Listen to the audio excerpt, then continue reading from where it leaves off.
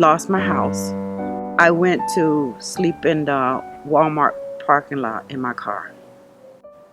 I was ashamed to tell my family that I couldn't maintain, because I was always my children's strength. I was my family's strength. I felt like I actually failed in life. The residents of Pinellas Hope, they're looking for an opportunity to better themselves. They're not necessarily looking for a handout. Homelessness can happen to anybody. We have folks that are 18 years old living here, that are still in high school. We have folks that are in their late 80s. Most of the residents live in tents. So right now we have about 215 people living in tents. In the tents, there was a mat on the floor that I slept on. It was almost like an exercise mat. There was a bin that you kept your personal items in. Whenever it rains, sometimes water would get in to the tent. You'd have to soak it up when the rain stops, wring out towels, put down sometimes even your own personal clothes. We tape them, we patch them.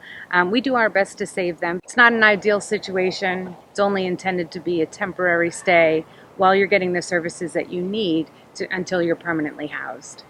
So the lifespan of a tent is generally about 3 months. We spend about $50,000 a year replacing tents, and that money we would prefer to spend on services. It felt like I wasn't part of the human race.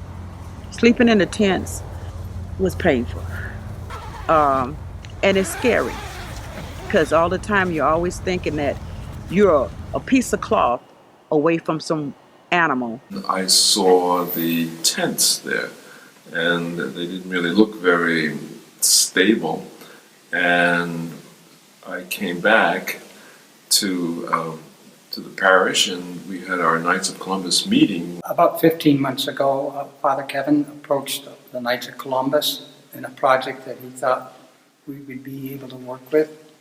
We came up with a concept of taking shipping containers and turning them into sustainable housing for those in need. Mark Dufa, the executive director of Catholic Charities, said, "Gee, this is really a good idea."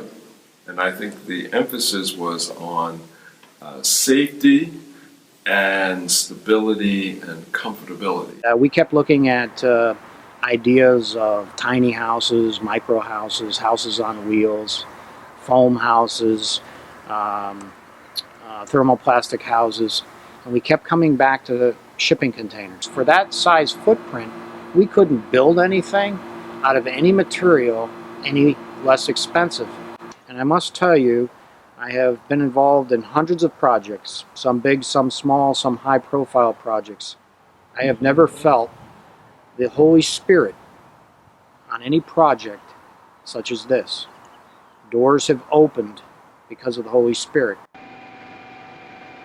We get a raw container from the port. We ship it to our facility.